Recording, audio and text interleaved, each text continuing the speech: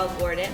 My business is also known as Miss Motivational, my brand, and I work with people to make things happen, whether it's in fitness to achieve their fitness goals or to help build their brand and business goals.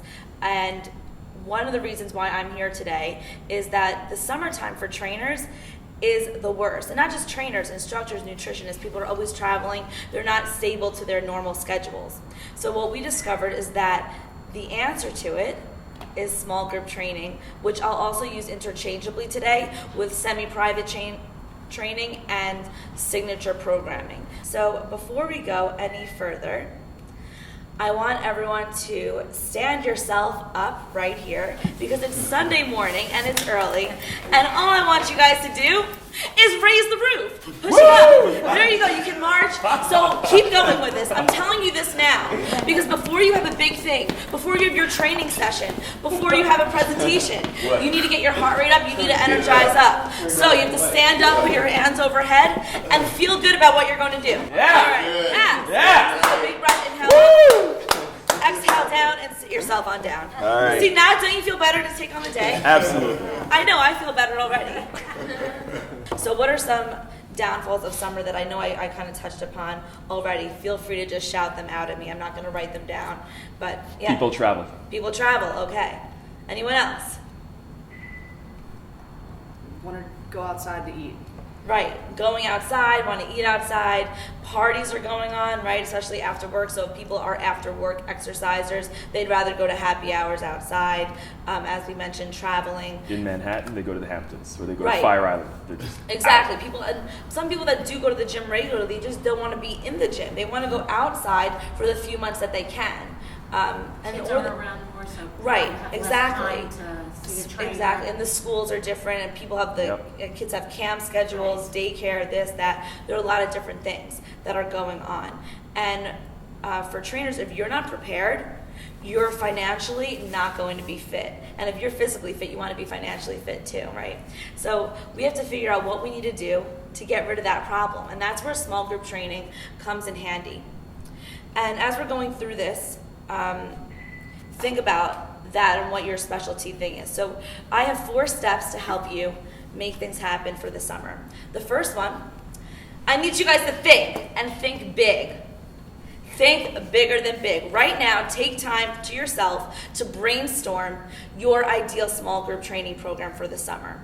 Think about anything that you have going on, your own specialty. So for some of you, that could be a cycling program. It could be dance. It could be a weight loss boot camp. It could be kettlebells, TRX. Whatever it is, think about those things right now. Maybe there are people that you want to work with. There are locations. You want to do an outdoor boot camp. You want to do something early in the morning, whatever it is. Use that time right now, and I'll let you guys do that. Think about that for the next moment or so. I'll give you another 30, 40 seconds. Really jot those down. So hopefully by the end of this, you can narrow down one of those things to work on today. So now that you have an idea, the next step is to come up with a game plan. Who, what, when, where, why, how, all those things. Think about who your demographic is. You can't just say, you can actually. I'm going to run a kettlebell workshop today. That's great. Okay, who is it going to be for? Is it going to be for newbies who have never used a kettlebell before? Or is it going to be for someone who's more elite? That's great. You want to really make your program exclusive to that demographic, that market. Who are you going to work with? Do you want to work with moms? Do you want to work with children? Whatever it is, think about that. And that really goes into what your program will be. And that goes back to what you were brainstorming before. Really think about what that will be. And I think for the summer, one of the hardest things is where will this program run? If you're a trainer who already trains in a gym, you can use small group training space in your gym. For a big gym or a boutique studio, these are really great ways to bring people together. And for the benefits of small group training, which we didn't really talk about a minute ago, but we will right now, other than for you, for the consumer, it's excellent because it's usually much more cost effective for someone to train with you on a weekly or bi-weekly basis with small group training rather than personal training. Personal training you could charge like $75 to $300 an hour, whereas a small group training you can say $15 to $30 a head or whatever it is, so it's a little bit cheaper for them and it's more fun, right? You get the benefits of a personal training session with the fun environment of a group fitness program. So why wouldn't people want to do it, especially in the summer when they're looking for more fun things to do? Now back to the where. When we're in the gym, you can create that environment for people. So in the gym, they're always looking for ways to increase their personal training revenue. This is where you can say, hey, we're gonna do that by creating this small group training program. Now, if you're independent, you are a free bird. You can do your program almost anywhere. If you wanna go outside, there are certain places that you can go to in the city or anywhere that you live. Some places will require a permit, so that's where you're gonna have to look into that. But usually if it's 20 people or less, you're okay almost anywhere. So find a spot that works, that's safe. Who, what, when, where. Why are you doing this? Yes? So that's really going to be your selling point. So when we are trying to outreach, think about why you are doing what you're doing. You have to be so passionate about it. You have to believe in your product. You have to believe in yourself. So why are you here? Why are you running this program? It's because you want people to kick ass all summer long, right? And then in September, they are ready to go. They're sticking with you because the thing is with summer, September is like just as bad. People are still getting back into school. People think in September it changes. It's not till November. I see everyone nodding their head. It's so true. I don't know what it is. But so you have to get these people in the summer right now to keep training with you. One of the benefits of small group training is that you really build a community with the people who you work with. And we'll get into this in a few minutes, but they're going to be talking to all their friends about the results that they got, how much fun they had, the friends that they made, and that's going to keep them coming back. And the way the fitness industry is right now, that's one of the reasons why boutique fitness studios are also doing so well, because they're creating this community that people can't live without, right? It's any business. People keep going to you because they don't want to live without your service or your product. They love it. They love how they feel. They love what the result that they get and the community that they're with. So if you can create a strong small group training program, really go back to thinking big. Make it scalable. Maybe now you're just starting small. You're going to run it Mondays and Wednesdays in the park. But now it's going to keep growing. You can do Monday, Wednesday, Friday. Maybe you bring on other trainers to run your program with you. You grow a business because of this. And then when the winter comes, you can find a space in a gym or a studio or wherever, and even a Reebok Fit Hub, and run your program out of it and really grow it from there even into the winter. And as you keep growing it, people will still keep talking about it, and they're going to keep coming, and that's just how anything starts. So yeah. you mentioned programming, right? 3 and 4 weeks at a time, and then you switch it up. Do you find that it's difficult to engage the group initially in that first week to start that? How does it build because people aren't consistent? So what do you do? So you could do a few different things with having a successful small group training program. I say the 4 to 6 or 8 week thing for the summer because that's okay for people to just understand. They're okay, in August the kids have no camp and no school. In August we're going to travel that week. And then we're going to go away for July 4th. So people can say, okay, I can do 4, 6, 8 weeks, but I can't do every single week for the rest of my life. They can't commit. So having those options, when you're creating packages, which we'll also talk about for class pack options, you definitely want to have some sort of option, like a prorated thing. That way you can still keep people coming in to your class, but if they can't buy the full 4 or 6 weeks, maybe buy 2 or 3 classes just to keep those people there. When I remember working in the gyms and helping people to run their own small group training program, people kept asking me, what's your secret? And I said, we're building programs people just can't live without. There were people that were losing hundreds of pounds because I matched them up with the trainer that met their personality too. This all goes back to knowing your brand when you're having your game plan, who you are, what your mission is, what your goals are for this thing, why you are doing this program. Know it, because then you can really match up with the right people who are going to stick with you. I know the type of people who I want to work with. Some people want to work with the hardcore badass people. Some people want quiet, maybe want older clients, younger clients. Whatever it is, figure that out, because those are the people you'll keep reeling in. Know your demographic. So how do you figure it out? Do you literally ask what kind of trainer or group instructor are you looking for? Like when you're asking the clients and trying to figure out their personality.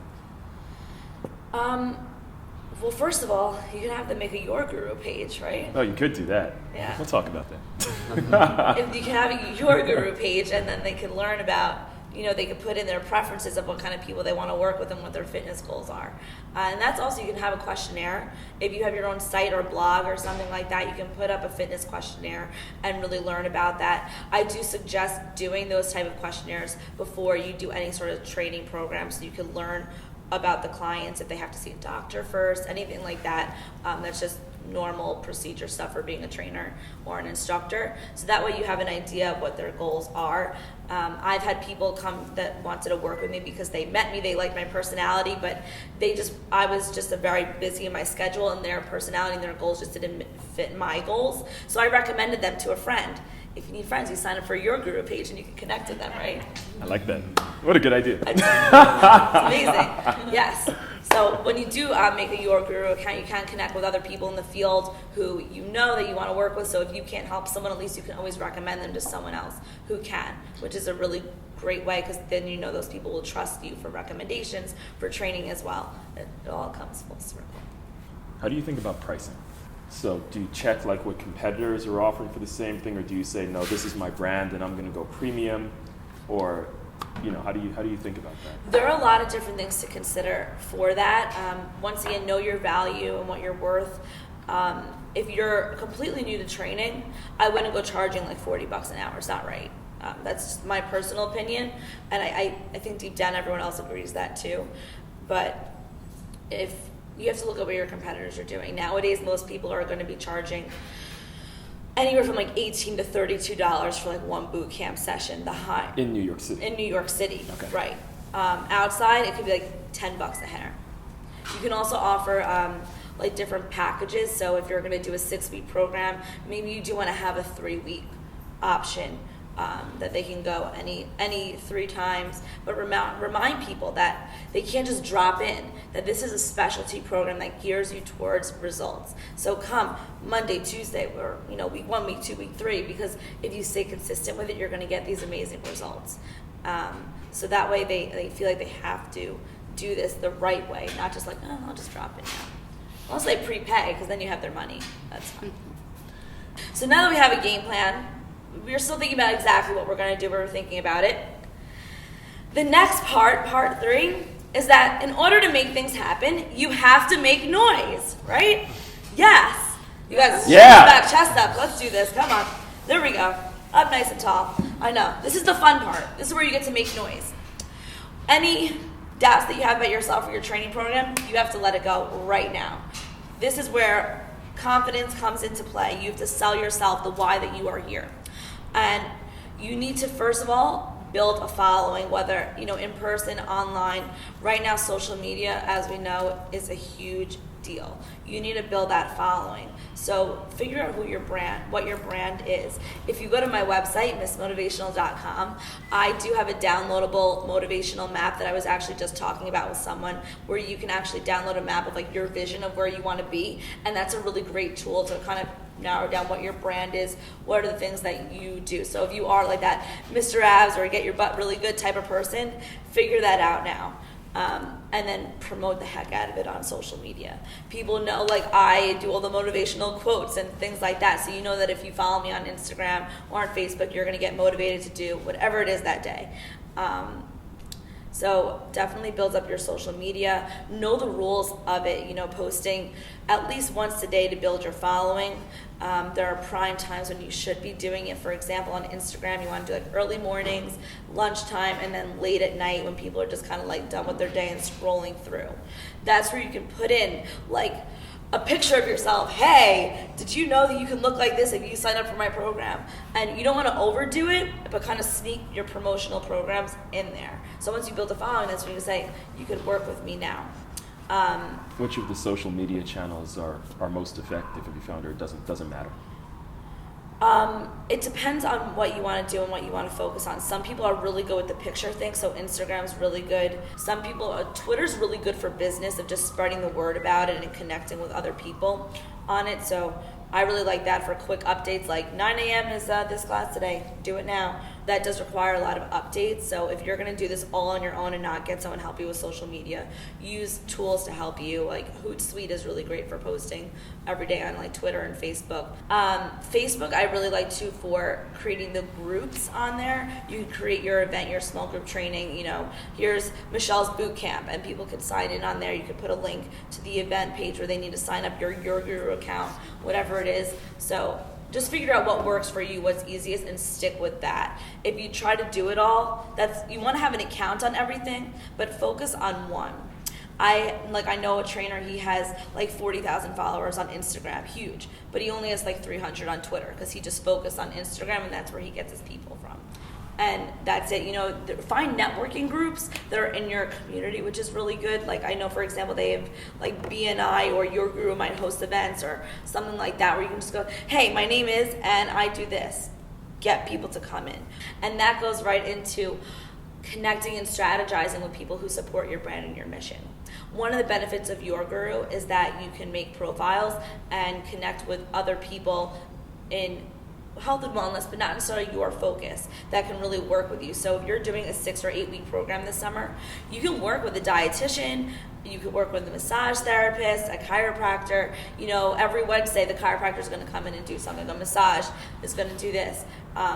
Whatever it is to make your program a little bit more valuable. Any last questions for Miss Motivational? It's been pretty helpful. Very cool. So thank you. So this was Your Guru. We do these events from time to time where we bring in the best speakers who know their stuff and allow you to ask questions and learn your business. We are a marketplace and we are a marketplace for health and fitness instructors, so you can go and put up your profiles and do any booking and billing, calendaring, and all the rest of that. And of course, there's sort of a component where you can network with each other. Thanks, Michele. Thank you.